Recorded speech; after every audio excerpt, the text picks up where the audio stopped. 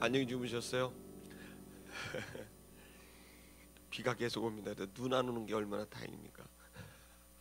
눈 왔으면 정말 오지도 못할 뻔했는데 비가 이렇게 옵니다. 오늘 이제 갈라디아서 5장 16절 보겠습니다.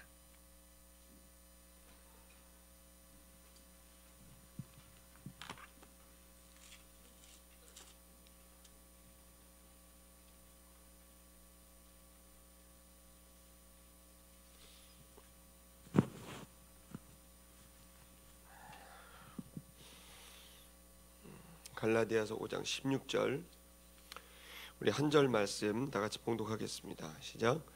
내가 이르노니 너희는 성령을 쫓아야 그리하면 육체의 욕심을 이루지 아니하리라. 아멘. 한 번 더 할까요? 시작. 내가 이르노니 너희는 성령을 쫓아 행하여 그리하면 육체의 욕심을 이루지. 한 번만 더 할게요. 시작. 내가 이르노니 너희는 성령을 쫓아 행하라 그리하면 육체의 욕심을 이루지 아니하리라. 아멘. 이 성령을 받게 됐을 때 이제 굉장히 중요한 건 이제 우리에게 어떤 효과가 있느냐입니다. 그래서 우리가 어제까지 이제 귀신을 쫓아내는 것에 대한 그런 얘기를 우리가 봤다면, 오늘은 이제 그 성령을 받게 되면 그것으로 인하여 우리가 거룩하게 된다는 겁니다.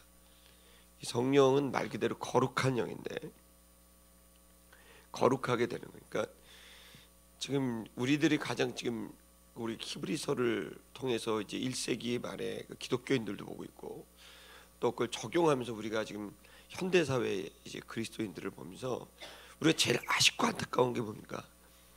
이분들은 이제 기독교인인데도 불구하고 이제 그 어떻게 보면 이 거룩함을 이루지 못하는 거죠. 오늘 본문의 말씀을 그대로 표현한다면 육체의 욕심을 제어하지 못하고 그리스도인인데도 불구하고 이제 이런 육체의 욕심을 제어하지 못해서 사람들이 이제 거기에 빠지게 되고 무너지게 되는 걸 이렇게 봅니다. 근데 반대로 성경을 보게 되면은 그 거룩한 성령님이 우리 안에 오게 되면 이 내적인 변화들이 일어나게 될 것을 말씀하고 있습니다. 우리의 외적인 것과 우리 내적인 것들이 잘 조절이 되고 바뀌어져서 온전케 되는 하나님의 은혜가 있다는 겁니다. 이걸 두 가지 면에서 개혁주의, 즉 이제 장로교 입장에서는 서서히 된다라고 표현하고 있고, 또 이제 이 감리교나 순복음이나 성결교회는 현저하게 한번 탁 바뀐 다음에 그 다음에 싸워 나가면서 이루어지게 된다, 이렇게 얘기를 합니다.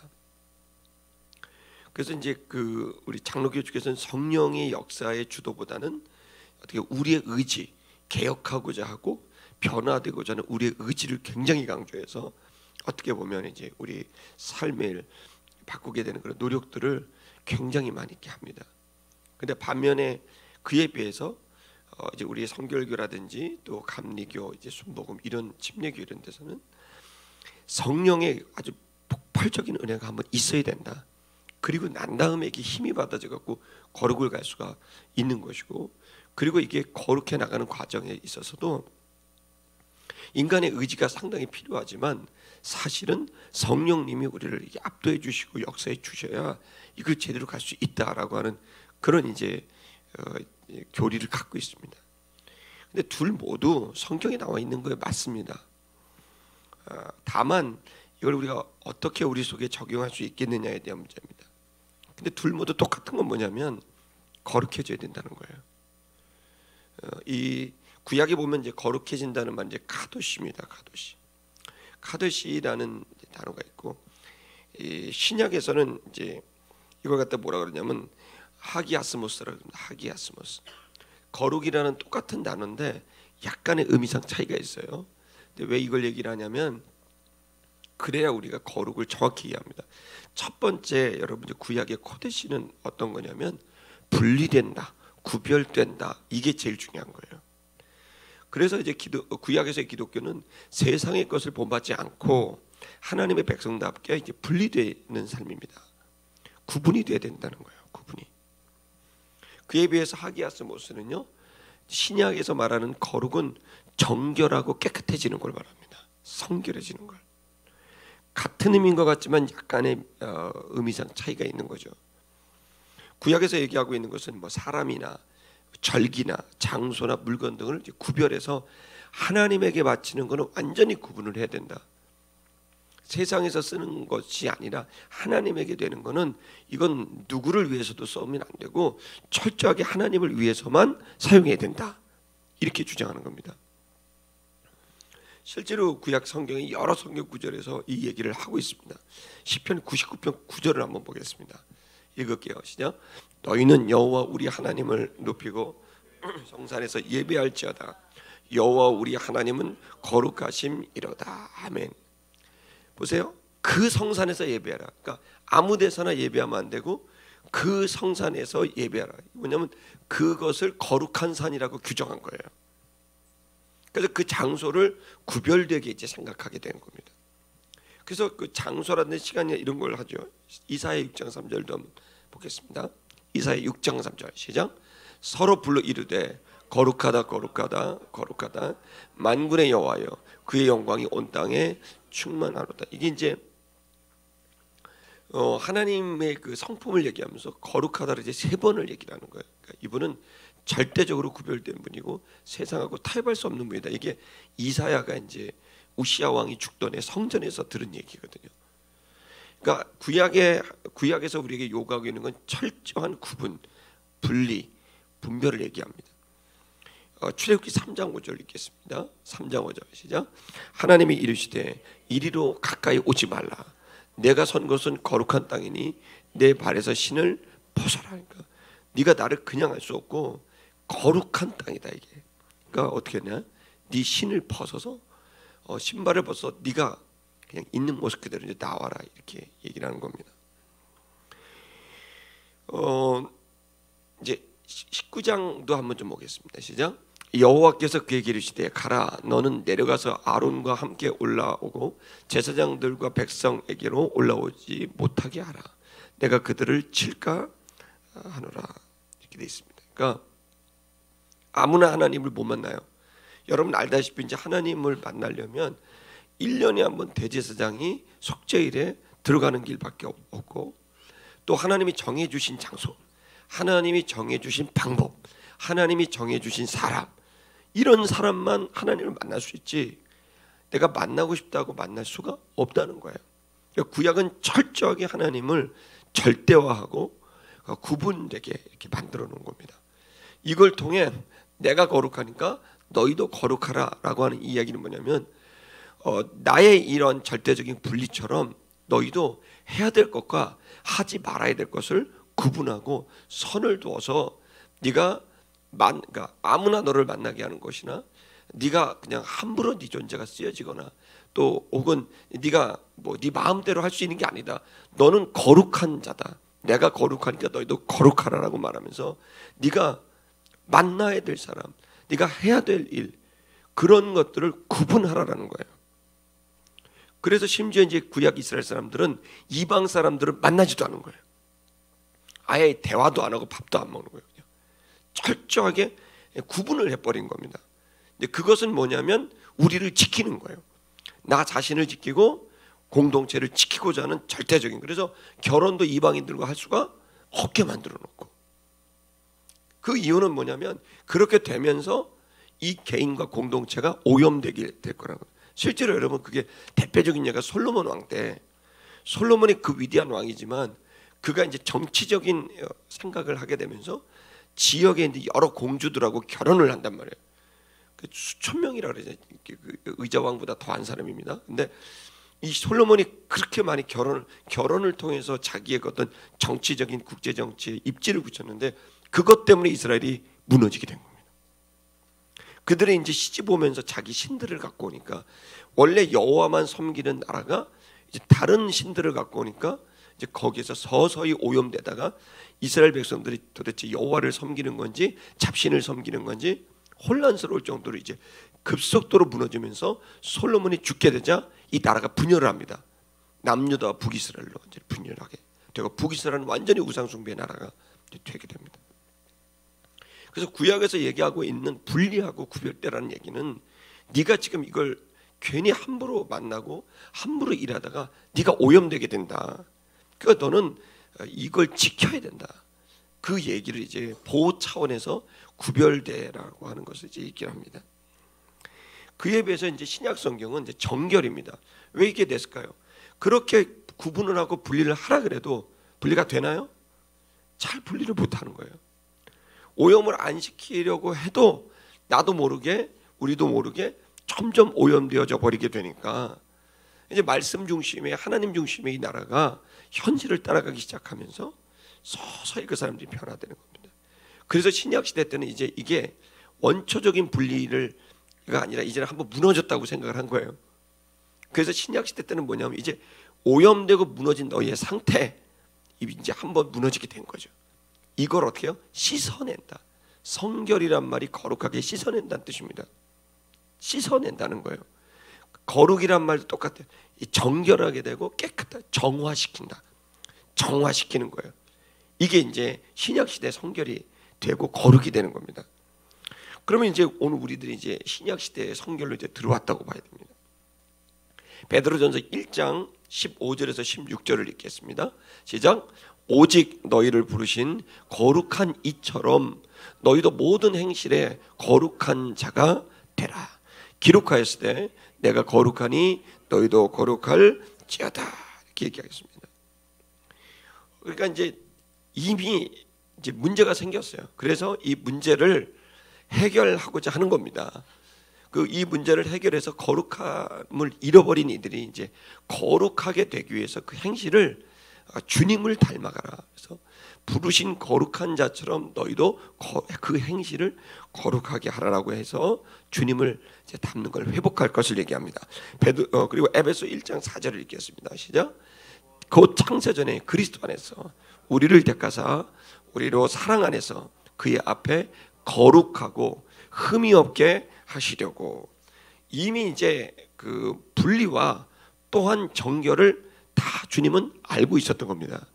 그래서 우리 인간에게 자유의지를 주시고 이 자유의지로 인해 이들이 어떻게 될까를 알고 계셔서 그들을 향하여 그들에게 나타나셔서 너희는 거룩한 백성이니까 이 거룩을 지켜라 출애굽을 시킨 다음에 이 거룩한 여호와의 나라를 선포하셨지만 이들이 그 사이에 또 무너지게 되고 오염되게 될 걸 알고 계셔서 그 다음에는 그리스도를 예비해 놓으신 거예요. 그들이 그 자유의지를 줬을 때 무너지게 될 것을 주님이 알고 계셨기 때문에 그 무너진 그들을 향해 방편을 하나 예비해 두신 거죠. 마치 홍수가 왔을 때 죄송합니다. 홍수가 왔을 때 방주를 예비해 놓듯이 이 무너진 이들을 향해 죽음으로 갈 수밖에 없는 이들을 향해 그리스도를 예비해 놓은 겁니다. 그래서 그 그리스도 안에 들어가게 되면 마치 방주 안에 타게 되면 그 물의 심판을 모면한 것처럼 그리스도 안에 들어가게 되면 그 멸망을 모면할 수 있도록 만들어 주셨다는 겁니다. 근데 단순히 생명만 구원하신 게 아니라 거기다 더 나갑니다. 그 단순히 그분 안에 들어가서 생명을 보존할 뿐만 아니라 그 사랑 안에 들어갈 뿐만 아니라 그 앞에서 우리가 변한다는 거예요. 거룩하고 흠이 없게 되는 길도 열어놓으셨다는 겁니다. 신약 성경이 얘기하고 있는 예수 그리스도의 죽으심과 부활은 단순히 우리의 죄를 대속하는 것만이 아니에요. 죄에 대한 대가를 지불하셨을 뿐만 아니라 그분은 우리의 본질적이고 근본적인 이 죄성을 제거하시려고 오신 겁니다. 흠이 없고 거룩하게 하려고 우리에게 오신 것이지 죄에 대한 대가를 지불하는 것만 복음이 아니라 죄에 대한 대가를 지불하셔서 우리를 구원 얻게 하시는 건 맞습니다. 근데 이 구원은 뭐가 포함되냐면 예수의 죽으심과 부활은 우리의 죄에 대한 대가를 지불할 뿐만 아니라 그 근본적인 죄를 짓게 하는 그 본성, 그 본질 자체를 제거하고 약화시키는 것까지가 그리스도 예수가 우리에게 주신 은혜요 복음이라는 것을 깨달으시기를 축복합니다. 그래서 우리를 치유하고 바꾸시는 거예요. 우리를 변화시키는 거예요. 이걸 거룩 성결, 거룩 성화라고 표현하게 되는 거예요. 여러분 그래서 그리스도인들은 점점 변화되게 되어 있는 거예요. 그러니까 이건 이게 아주 자연스러운 일인데 지금 가장 큰 문제는 뭐냐면 오랫동안 교회를 다니고 오랫동안 신앙생활을 하죠. 변하지 않는 사람이에요. 이것이야말로 얼마나 비참한 일인지 모르고 계속 자기로 살죠. 주님을 닮은 흠없고 거룩한 그 주님을 닮는 게 아니라 여전히 내가 살아있는 거예요. 나의 인성과 본성으로 사는 거예요. 하나님의 본성과 인성으로 살죠. 하나님의 인성과 본성의 본질은 사랑이거든요.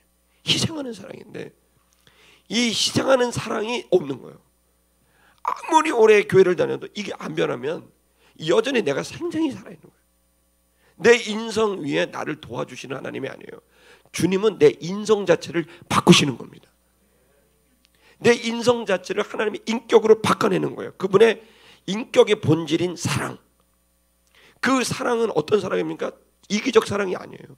나중심적 사랑이 아니에요. 나 사랑해 주면 좋아하고 이런 게 아니에요. 그분의 사랑은 희생하고 헌신하는 사랑인 거예요.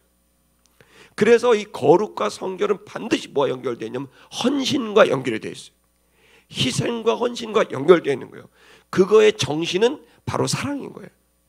그래서 이겁니다. 예수 그리스도의 죽으심과 부활을 통해서 우리의 죄에 대한 그 지불해야 될 대가를 예수가 다 지불하심으로 우리는 자유케 된 것을 믿으시기 바랍니다. 근데 거기에 멈추는 게 아니라 이제 이것을 우리의 그 본성 자체를, 그 죄성의 본질 자체를 바꾸기를 원하시게 되는 거예요. 이 본성 자체를 바꾸기 위해서 우리에게 허락하신 방법이 뭐냐면 성령을 우리 안에 내주시키는 거예요. 그 성령이 우리 안에 딱 내주하게 되면 그때부터 우리 안에서 엄청난 도전이 시작되고 충돌이 시작되는 겁니다. 내가 그동안 내 본성으로 살아가면 찔리게 되는 거예요. 그리스도 예수의 십자가의 정신에 합한 것이 나오면 굉장히 내용이 기쁘고 아주 편안하고 아주 감동이 생기는데 이제 성령이 내주하게 되는데 그리스도의 십자가 사랑과 반하는 그 사랑하지 않고 이기적이고 나중심적이 되면 성령은 계속해서 자극하면서 내 안에 뭐가 잘못되고 있구나, 내가 이렇게 살면 아닌데 라고 하는 엄청난 반성과 어떤 영적 자극을 계속 성령님이 내주하면서 주게 되는 거예요. 만약에 이것이 없다고 한다면 그리스도인들은 심각하게 고민해 봐야 돼요. 나는 어쩌면 교회에 등록한 사람이지 정말 거듭나지 않은 사람일 수도 있고 성령이 내 안에 내주하지 않는다고 생각할 수도 있어요. 오래전에 한 20년 전에 어느 부흥회를 이제 갔습니다. 그래서 이제 본의 아니게 저도 강사가 됐는데 이제 저녁 강사님이 있는데 유명한 어떤 목사님이 딱 갔는데 이분이 그 자리에서 얘기를 하는 거예요. 나는 그동안 거듭나지 않았다. 나는 그냥 부모님 때문에 교회 나갔고 이게 내 종교가 돼버렸다고. 그래서 내가 그냥 이게 좋아서 그냥 마음도 편하고 그래서 나는 신학을 갖고 난 거기서 전도사 목사가 다 됐다. 근데 내가 성경을 보면서 내가 느낀 게 뭐냐면 내 안에 변화가 없다는 걸 알게 됐다고. 내 인성이 그대로 있고 주님의 이 인성이 내 안에 없다는 걸 내가 깨달았다고. 나는 전혀 무감각해졌다. 근데 어느 날 내가 하나님의 이 진리의 말씀을 듣다가 무릎 꿇게 됐고 그리고 거기서 진정한 회개가 일어나게 됐고 아, 내가 지금까지 내 인성으로 살았구나. 이걸 나의 잡으로 생각했구나. 그리고서 내가 드디어 진심 어린 회개를 하게 됐고 그 회개 때 주님께서 나를 찾아오셔서 내 안에 제3의 인격이 들어와 버렸다. 그 제3의 인격이 들어와서 내 안에 계속 내가 그동안 느끼지 못했던 그 죄에 대한 그 연약함과 허물과 실수에 대한 걸 계속 나에게 깨닫게 해주셨다고. 어떤 목회자의 설교가 아니라 내 양심, 내 영혼에서 울리는 성령의 소리가 나를 계속 살게 했다고. 그리고 나에게 이랬던 눈물이 나오기 시작했다. 나는 눈물이 없던 사람인데 눈물을 흘리게 됐고 진심 어린 회개를 하기 시작했다.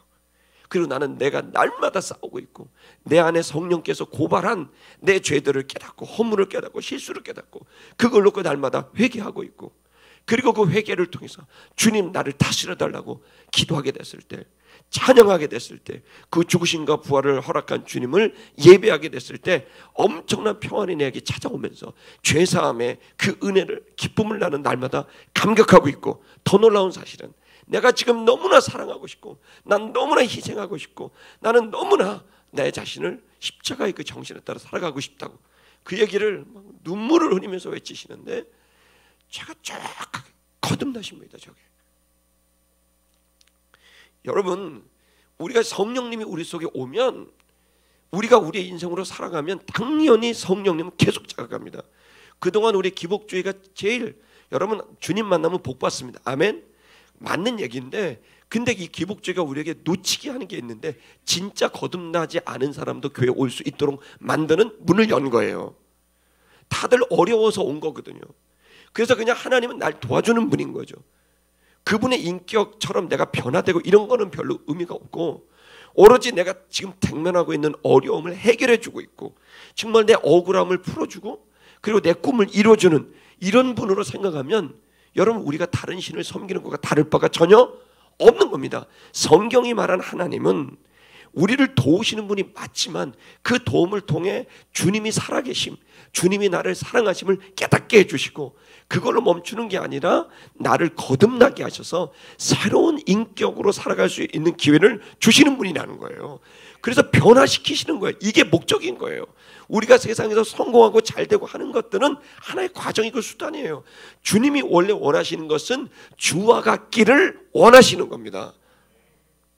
그래서 그것을 위해서 우리 에베소 5장 18절 읽어볼까요? 시작. 술 취하지 말라. 이는 방탕한 것이니 오직 성령의 충만을 받으라. 그러니까 이게 교회의 마지막 결론인데 많은 사람들이 교회에 이렇게 다니지만 그들이 지금 계속 놓치고 흔들리고 오염되고 분리돼야 되는데 분리가 안 되고 오염되는 거예요 계속. 그래서 이 오염된 상태에서 계속 살아가게 되는 이들을 향해 이들이 결국 자신의 그 내적인 갈등, 어려움을 해결하기 위해서 하는 게 술 먹고 방탕한 거예요. 그런데 여기서 답을 주는 겁니다. 너희들이 술을 먹을 게 아니다. 너희들이 취해야 될 것은 바로 성령을 취해야 되는 거다. 그래야 너희들이 진정으로 거룩해지고 정결하게졌을 때 참된 자유를 맛볼 수가 있게 되는 거다. 여러분 우리가 이 성령의 충만함을 받게 되기를 축복합니다. 성령의 충만함을 받게 되면 고린도전서 12장에 보면 9가지 성령의 은사들이 나옵니다. 외적인 사역들과 은사들이 나옵니다. 우리가 지난주에 봤었던 귀신이나 방언이나 통변이나 뭐 이런 등등 쫓아내는 이런 것들이 나타납니다. 근데 갈라디아서 5장을 보면 똑같이 9가지 이번엔 은사가 아니라 9가지 열매가 나옵니다. 그 사랑과 희락과 화평과 자비와 양성과 충성과 온유와 절제 이 9가지 열매가 나오게 되는데 이것은 바로 인격을 말하고 있는 거예요. 인격을 말하고 있는 것입니다. 그래서 그 안에 성령이 들어오게 되면 외적으로는 9가지의 은사가 나오지만 내적으로는 9가지의 열매가 나오게 되는데 그 9가지 열매가 바로 인성의 변화인 거예요. 그 첫 번째가 사랑입니다. 마지막이 절제입니다. 그러니까 이 두 가지는 우리의 거룩을 이뤄나가는 인격이 변한 거예요. 성령께서 우리에게 주시는 귀한 은혜들 여러분 깨달으시기를 축복합니다. 여러분 우리의 인격이 사랑하고 싶고 희생하고 싶고 이 십자가를 지고 싶은 누군가를 위해 내가 희생하고 싶은 이 예수의 인성이 우리 안에 그대로 들어옵니다. 근데 그거를 감당하려면 뭐냐면 절제를 해야 돼요. 이게 절제가 안 돼서 우리가 다 오염되는 거예요. 술 취하지 말라 알지만 절제가 안 돼요. 많은 장로님들, 전도사님들, 심지어 목사님들도 막 술을 먹습니다. 중력적입니다. 중력적. 이게 왜냐하면 성령의 육에 속한 사람이 너무 많아요. 교회를 다니지만 그렇게 사니까 사람들도 다 그렇게 살아. 여러분 사람들이 다 그렇게 산다고 여러분도 그렇게 살 겁니까? 아니죠. 우리는 정체성이 바뀐 거예요. 우리 아이덴티티는 이제는 내 인성이 아니라 세상 사람이 아니라 나는 하나님의 자녀입니다. 하나님의 자녀는 하나님의 자녀다운 인성이 있고 하나님의 자녀는 하나님의 자녀다운 생활 습관이 있는 겁니다. 이 문제를 저와 여러분이 깨달으시길 축복합니다. 그러면 내 안에 9가지 그럼 열매가 말하고 있는 게 뭐냐? 그건 그리스도 예수를 닮은 거예요. 그러니까 그리스도 예수의 그 인성을 그대로 닮았다는 걸 9가지로 표현하고 있는 겁니다. 사실은 성령이 충만하게 되면 예수 그리스도의 인성을 우리가 추구하게 됩니다. 그래서 하나님도 그걸 원하시고 우리도 그걸 원하게 되는 거예요. 변화되고 싶은 거예요. 이게 정상적인 거듭난 그리스도인의 모습인 거예요. 욕구가 생기는데 변화되고 싶은 거예요. 어떤 욕구? 예수 그리스도를 닮고 싶다. 나도 작은 예수가 되고 싶다. 나도 이 시대의 예수가 되고 싶다. 이 욕구가 막 일어나는 거예요. 이게 정상적이고 건강한 그리스도인의 모습인 겁니다. 근데 교회를 다니는데 주님을 닮고 싶은 생각은 별로 없고, 지금 당장 내 문제, 지금 당장 내 자녀, 뭐 이런 거에만 자꾸 간다면 여러분, 우리 더 나가야 됩니다. 아멘. 주님이 우리에게 허락하시는 축복은, 현상적인 은혜와 도움은 너무너무 귀한 일이지만, 그걸 주시는 이유, 진짜 이유가 뭐냐, 목적이 뭐냐, 우리가 주님을 닮게 되기를 원하시는 줄 믿습니다. 그렇다면 구체적으로 우리가 그럼 주님을 닮게 되는 이 모습이 어떤 그 영적인 원리가 있느냐? 그것은요, 그 거룩함의 원리는, 우리는 원래 깨어진 상태입니다. 그러니까 우리가 원죄에 있는 상태라는 걸 이제 우리가 인정하고 들어가야 됩니다. 이 원죄라는 건 다른 게 아니라 영적 교만입니다. 영적 교만은 다른 말로 말하면 뭐냐면 하나님 없이 사는 거예요. 하나님 없이 살 수 있다고 생각하는 이 상태, 하나님 없이 말하고 하나님 없이 행동하고 하나님 없이 이제 이 사역하는 겁니다. 그러니까 이게 뭐냐면, 그래서 하나님이 없이도 나는 그냥 생각할 수 있는 거죠. 하나님에게 물어보지 않아도 나는 그냥 내 감정과 느끼는 게 있는 거예요. 이거대로 사는 걸, 여러분, 이게 내추럴한, 바로 내 인성, 바로 나에게서 나온 삶의 전형적인 모습이에요. 근데 거듭나게 되면 뭐가 되냐면, 이제 하나님이 내 안에 가장 중요한 분으로 와버리는 겁니다. 그래서 그분에게 묻고 싶은 거예요. 그분의 도우심을 구하고 싶은 거예요. 그래서 주님의 지혜와 지식과 그분의 능력을 구하고 싶고 주님의 뜻대로 살고 싶은 겁니다. 그래서 이게 이제 영적인 원리는 뭐냐면, 이제 하나님 없이 그냥 막 사는 거예요. 기도도 하지 않고 말하고, 기도도 하지 않고 행동하고, 하나님에게 도움을, 하나님의 동행하시는 하나님을 전혀 인식하지 않고 내 삶에 그분은 없는 거예요. 오로지 내 생각들, 내 감정들에 따라 막 가는 거죠. 그러면서 이제 종교적인 행위를 하면서, 난 교회 다니니까 이제 하나님이 함께 하셔. 교회 다니는 것과 하나님이 함께 하는 건 다른 문제인 겁니다. 하나님이 옆에 있어도 하나님께 묻지 않으면 없는 것과 똑같은 겁니다. 하나님과 뭐 동행하는 삶에, 지금 수요일 날에 계속 제가 설교하는 게 하나님과 동행하는 것에 대한 얘기를 하고 있거든요. 이 하나님과 동행하는 걸 잃어버려요. 그래서 겉으로 볼 때는 목사님이고 겉으로 볼 때는 장로님인데, 근데 하나님하고 상관없이 사는 사람이 태반인 거예요. 오늘 이게 우리의 불행이 되는 겁니다. 우리는 이 불완전함에 있습니다. 이걸 어떻게 해야 될까요? 이것을 해결할 수 있는 방법은, 첫 번째, 우리들이 그리스도 예수의 죽으심과 부활의 능력을 선포하고 이것을 믿는 것입니다. 우리가 자유롭게 될 수 있고 주님을 닮을 수 있다고 믿으시길 축복합니다. 하나님은 할 수 없는 일을 시키지 않습니다. 내가 거룩하니 너희도 거룩하라. 그 얘기는 뭐예요? 할 수 없는 걸 시키는 게 아니라 할 수 있기 때문에 시키는 겁니다. 내가 거룩하니 너희도 거룩하라는 말씀은 네가 할 수 있으니까 해보라는 거예요. 로마서 6장 6절을 보겠습니다. 훌쩍 뛰어넘어서 로마서 6장 6절 읽을게요. 시작. 우리가 알거니와 우리의 옛사람이 예수와 함께 십자가에 못 박힌 것은 죄의 몸이 죽어 다시는 우리가 죄에게 종노릇하지 아니하려 함이라. 아멘. 우리가 알고 있는 게 있다. 그게 뭐냐면, 우리의 옛사람, 내 생각으로 내 자아로만 살았던, 하나님 없이 살았던, 나 혼자 살았던 이 옛 자아가 예수와 함께 십자가에 못 박혔다. 그래서 죄의 몸이 죽었다. 그래서 이 죄의 몸이 다시는 내가 그 죄에게 종노릇하지 아니하게 하려고 예수가 십자가에 못 박혀 죽었다는 겁니다. 종노릇이 뭡니까? 그것을 따라가는 거죠. 뭐가 우리를 계속 이렇게 지시합니까? 죄가 죄의 욕구가 계속 가니까 내가 거기에 종노릇해서 그 죄를 그냥 쫓아가게 되는 거란 말이에요. 자, 이거를 아니하게 하려고 예수가 십자가에 못 박혀 죽었다는 겁니다. 근데 못 박혀 죽었는데 이걸 뭐라고 표현했냐면, 그림을 그리셔야 돼요. 그 예수가 십자가에 못 박혔지만, 이 로마서 6장 6절은 뭐냐면, 예수만 박힌 게 아니라 나도 거기 박혔다는 거예요. 그래서 함께 예수가 죽을 때 예수만 죽은 게 아니라 나도 같이 죽었다는 거예요. 그리고 사흘 만에 예수만 부활한 게 아니라 누구도 부활했다? 나도 부활했다는 겁니다. 그와 함께 됐다. 이제 운명적으로 그리스도와 내가 하나가 되어버렸다. 그럼 이 하나가 됐다는 이 사실을 어떻게 느낄 수 있냐? 성령이 느끼게 하는 거예요. 그 성령이 교통하게 하심으로, 이건 과거의 사건이에요. 2000년 전. 근데 성령이 과거와 현재와 미래를 초월해버려서 내가 그때 태어나지도 않았고 그 장소에도 없었지만 성령이 내 자아, 이 영혼은 시간과 공간을 초월한단 말이에요. 이 시간과 공간을 초월해서 내 영혼을 2000년 전으로 데려가서 내가 그리스도 예수를 바라봤을 때 2000년 전으로 가서 그 예수가 십자가에 못 박힐 때 내 자아도 거기에, 옛사람도 거기 같이 못 박는 일이 그 십자가를 보고 다시 현실로 오는 거예요. 그 영적인 세계를 우리가 알아야 돼요.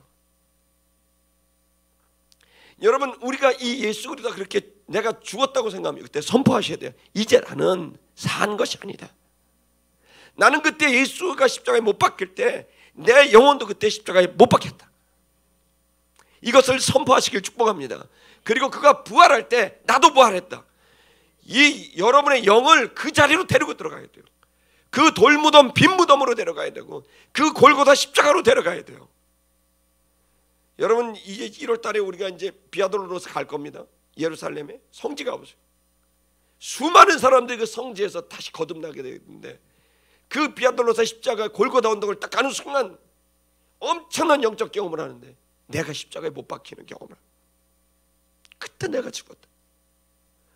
이거를 육으로 생각하면 도저히 이해할 수 없는 것이지만 이 영은 과거, 현재, 미래를 초월해버려서 성령께서 나를 과거로 데리고 가서 사실은 그리스도 예수가 십자가에 못 박힐 때 이미 모든 영혼들을 다 품고 죽으신 거예요.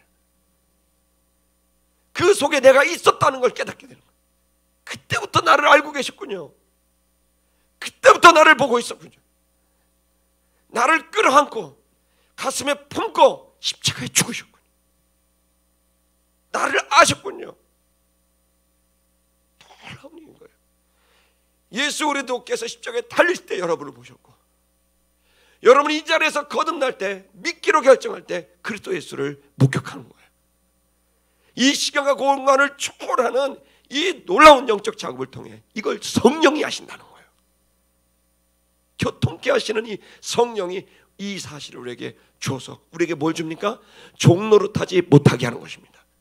그러니 여러분은 이제 새로운 사람이 된 것을 믿으시길 축복합니다. 여러분의 자아는 이제 새로워졌습니다. 이제 하나님의 생명으로 사는 사람이 됐습니다. 그런데 우리가 육을 갖고 있는 동안 오염이 되고 불편해집니다. 이럴 때 우리가 흔들릴 때 어떻게 해야 될까요? 성도 여러분, 잘 들어서 이 거룩과 성결을 이루는 최고의 방법은, 우리가 귀신을 쫓아내고 이 얘기를 했지 않습니까? 최고 좋은 것은 예수의 죽으시고 부활한 이 사실을 선포하고 노래하고 찬양하는 것으로부터 시작됩니다. 놀라운 하나님의 은혜를 찬양하는 거예요. 내가 그때 죽었지. 그리고 내 영혼을 다시 깨워서 내가 주와 함께 죽었습니다. 이제 내가 산 것은 내 안에 그리스도가 사십니다. 이제 나는 내 뜻대로 사는 자가 아니라 이제는 그리스도를 따라 사는 자입니다. 그러면서 선언하고 갔을 때 놀라운 평온이 내 영혼에 싹 찾아오는 거예요. 할렐루야. 갈라디아서 5장 24절을 읽겠습니다. 읽을게요. 시작. 그리스도 예수의 사람들은 육체와 함께 그 정과 욕심을 십자가에 못 박았느니라. 못 박았다는 거예요. 여러분, 이제 우리는 이제 정체성이 바뀌었습니다. 이제 여러분은 하나님의 사람인 것을 믿으시길 바랍니다. 정과 욕심 십자가에 못 박았습니다. 이제 더 이상 그것 갖고 흔들릴 게 아니라 여러분 그것을 선포하시고 노래하시고 그것을 여러분 이겨내시는 여러분 되기를 축복합니다. 두 번째는 로마서 6장 11절 읽을게요. 시작. 로마서 6장 11절. 이와 같이 너희도 너희 자신을 죄에 대하여 죽은 자요 그리스도 예수에 대하여 하나님을 대하여 산 자로 여길지어다. 그러니까 여기세요. 아멘. 여기세요. 나는 죄에 대해 이제 죽었다. 이제 죄는 나하고 상관없다. 이 죄에 대한 대가를 주님이 지불하셨고 이 죄에 내가 더 이상 욕구는 있지만 끌려다니지 않을 것이다. 이젠 나는 주님에 의해서 끌려다닐 것이다. 난 주님에 대하여서, 예수에 대하여서, 하나님에 대해서 산 자로 여기면서 나는 이제 주님의 사람이다. 주님이 이끄는 대로 내가 간다. 여러분, 그런 여러분이 되시길 축복합니다. 갈라디아서 5장 16절 읽겠습니다. 시작. 내가 이르노니 너희는 성령을 쫓아 행하라. 그리하면 육체의 욕심을 이루지 아니하리라. 그럼 어떻게 육체의 욕심이 계속 나는데 이걸 어떻게 이루지 못하게 하냐? 욕심은 일어날 수 있습니다. 근데 이 욕심 자체도 점점 줄어들게 됩니다. 그러나 여전히 욕심은 있을 겁니다. 이 욕심을 어떻게 해야 될까요? 그것은 바로 성령을 쫓아 행하는 것입니다. 내 안에 그 자극하시고 말씀하시고 깨닫게 하신 그 음성에 손을 들어주는 거예요. 이게 우리의 책임인 거예요. 이게 거룩을 이뤄가는 방법인 거예요. 근데 이 손을 들어주려면 들어줄 수 있는 이 시간과 공간이 필요해요. 그래서 반드시 저와 여러분들은 말씀 앞에, 이 기도 앞에 나가야 되는 것입니다. 그런 시간이 없이 성도들이 어떻게 세상을 이겨나갑니까? 그 주님이 내 안에 있다는 사실을 잠깐 눈을 감아야 돼요. 회사에서도 잠깐 눈을 감아야 돼요. 내 안에 뭐가 불편한 게 일어나면 눈을 감아야 돼요. 화장실로 가야 돼요. 아무도 없는 데 가서 주님을 바라봐요. 주님, 당신이 기뻐하는 게 뭡니까? 당신이라면 어떻게 하시겠습니까? 편해지죠. 말씀을 선명하게 해줘요.